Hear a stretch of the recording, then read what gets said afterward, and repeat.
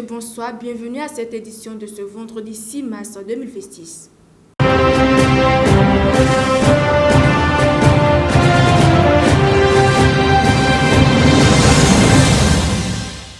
Voici les faits marquants de l'actualité à l'international.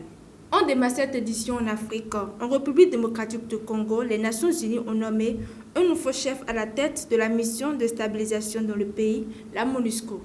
Le secrétaire général de l'ONU, Antonio Guterres, a annoncé jeudi 5 mars 2026 la nomination du diplomate américain James Swain à la tête de cette mission. Il remplace la Guinéenne Bintou Keïta.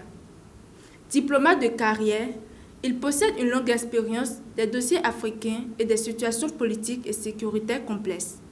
Depuis 2019, il occupait plusieurs fonctions au sein des Nations Unies en Somalie, notamment celle du chef de la mission onusienne dans ce pays depuis mai 2024.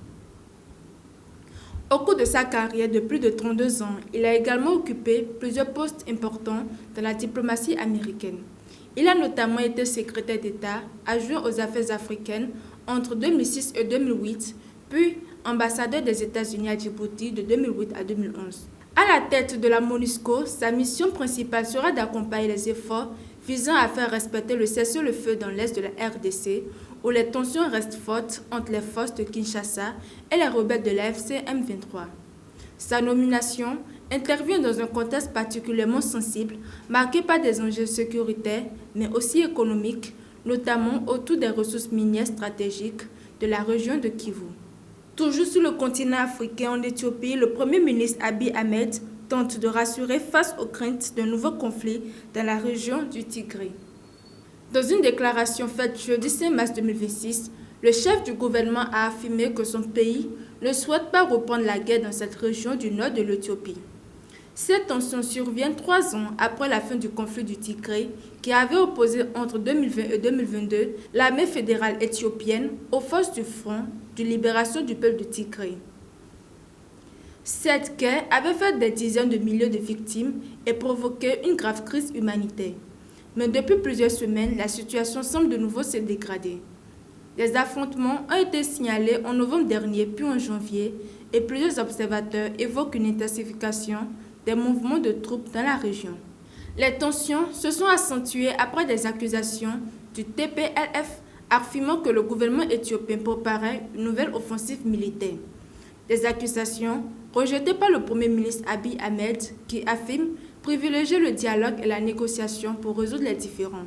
Dans une interview accordée à l'agence de presse officielle Ethiopian News Agency, le chef du gouvernement a déclaré, je cite, « Nous pensons que les problèmes ne peuvent être résolus que par le dialogue. Nous ne voulons pas la guerre. » Autre facteur d'inquiétude dans la région, le rôle potentiel de l'Érythrée, pays voisin de l'Éthiopie. Direction l'Amérique, les États-Unis et le Venezuela ont annoncé leurs intentions de rétablir leurs relations diplomatiques rompues depuis 2019. Les deux pays ont convenu de rétablir des relations diplomatiques et consulaires afin de faciliter la coopération et la relance économique.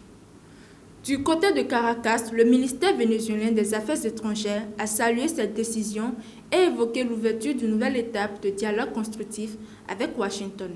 Le pays est actuellement dirigé par la présidente par intérim Delcy Rodriguez, arrivée au pouvoir après la capture de l'ancien président Nicolás Maduro le 3 janvier dernier lors d'une opération militaire américaine. Cette reprise des relations intervient dans un contexte de transformation politique et économique au Venezuela. La présidente par intérim a déjà annoncé plusieurs réformes importantes, notamment une modification de la loi sur les hydrocarbures afin d'ouvrir davantage le secteur pétrolier aux investissements privés. Elle a également promis des réformes judiciaires et la libération de prisonniers politiques dans le cadre d'une amnistie. On termine ce journal au Moyen-Orient. Les tensions militaires restent fortes dans les pays du Golfe où les attaques se poursuivent dans le cadre du conflit régional en cours. Dans la soirée du jeudi 5 mars, plusieurs capitales du Golfe ont de nouveau été placées en alerte face à des tirs de missiles et de drones. Aux Émirats arabes unis, les habitants d'Abu Dhabi, Dubaï et Sharjah ont reçu sur leur téléphone des alertes d'urgence les invitant à se mettre à l'abri. Selon les autorités, 7 missiles balistiques et 131 drones ont été détectés au cours de la journée. La majorité de ces projectiles ont été interceptés par des systèmes de défense aérienne. Cependant, la multiplication des attaques perturbe fortement la vie quotidienne et les transports dans la région. Un avion de la compagnie Air France qui devrait rapatrier une centaine de citoyens français a notamment dû être immobilisé. Dans la nuit précédente, le Qatar avait lui aussi annoncé l'interception d'un drone visant la base militaire américaine d'Al Udeid, la plus grande base des États-Unis dans la région. Selon le ministère qatari de la Défense aérienne du pays a intercepté 13 missiles balistiques et 4 drones au cours de la journée de jeudi. Voilà pour l'essentiel de l'actualité internationale de ce vendredi 6 mars 2026. Merci de nous avoir suivis.